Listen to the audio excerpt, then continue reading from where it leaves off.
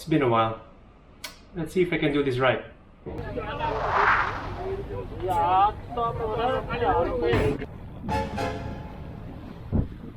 Nope. Yeah, that's not how it works. Going on a trip for the first time in 2.5 years was both an exciting and nervous experience because there are still some travel restrictions in Hong Kong that required me to stay in a hotel when coming back and subject myself to daily COVID testing. But at this moment, nothing else mattered and I just wanted to embark on this trip. So, I haven't been to the airport in 2.5 years. So, I think they closed off a lot of the sections because not a lot of people are flying in and out of Hong Kong right now. But it's good to be back. Is it possible to transfer me to a window seat? Getting in and out of the airport is probably the most tiring and boring task in any travel plan. Well, I had a whole speech about how I hated airplane food, but indulged myself with McDonald's free flight. And then there's the security check, so let's just keep this short with some nice uplifting music and this beautiful scenery. Not that, but this one.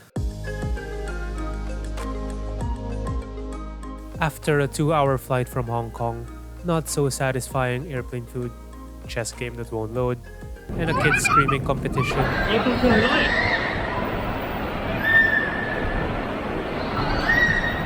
My driver picked me up and it was a short car ride to my hotel, located in the heart of the city. Quickly picked up the tourist map from the reception and checked in.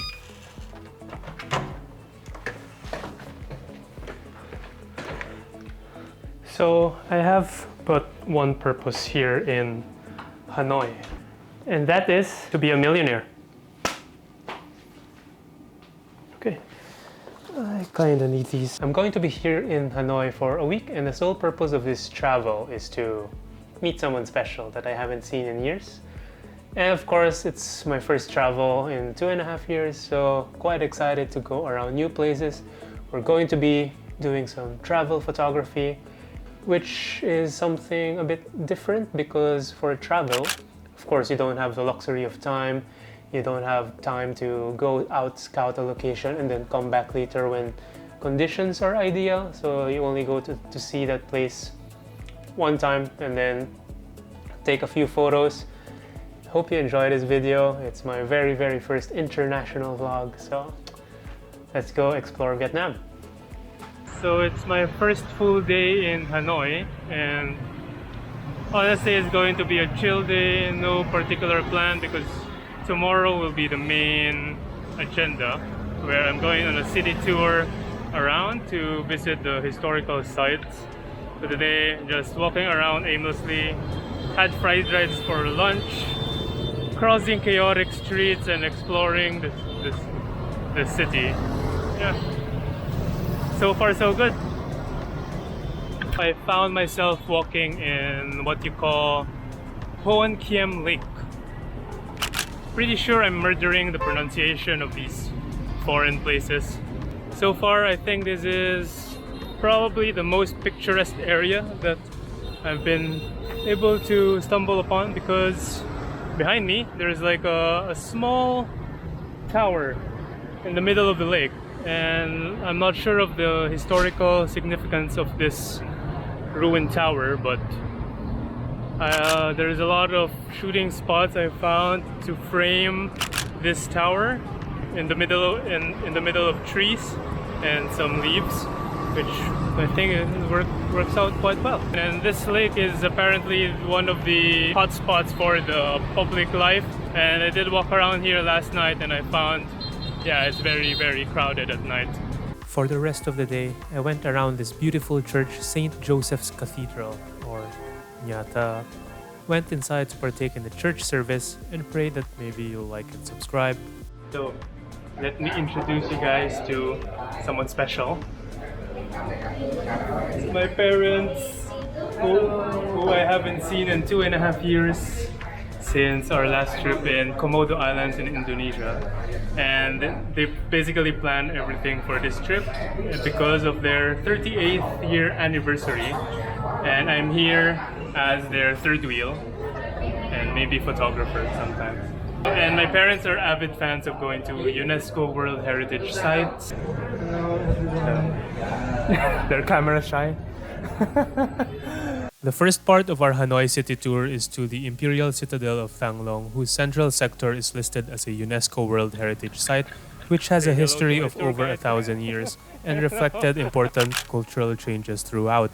The gate over there is supposedly the entrance only for the king, and because we're commoners, we pass through the commoners gate. I'm a peasant.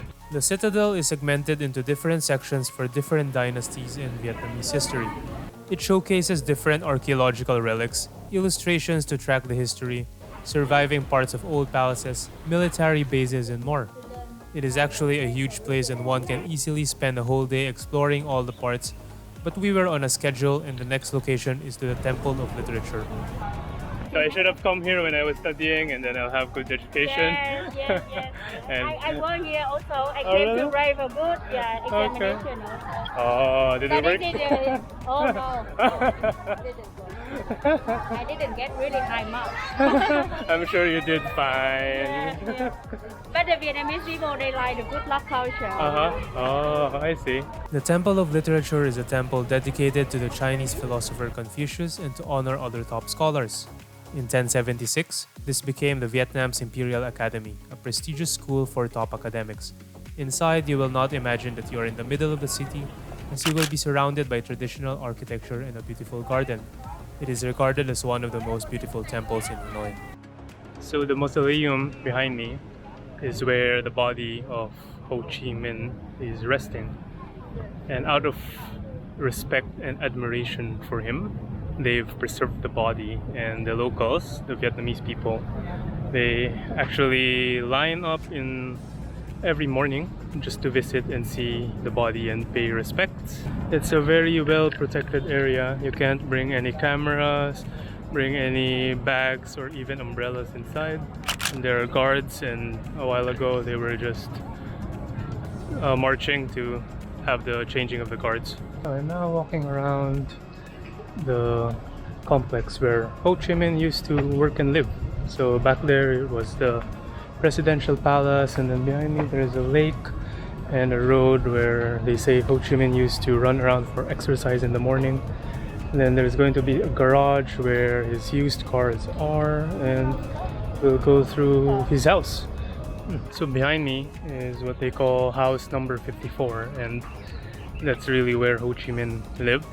And then the tour guide was saying that the people of Vietnam call him an uncle because he has no wife, he has no kids, and that he devoted his life for the liberation of Vietnam.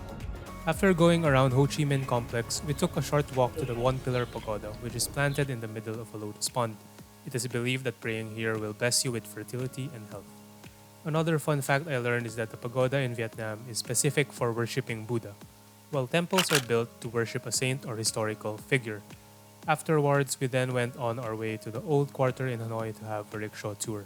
Just sitting here, chilling, going around the old quarter of Hanoi.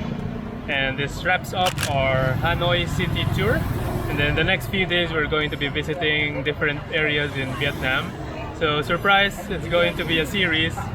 So if you enjoyed this video, do like and subscribe so that I'll see you in the next video. Thanks for watching.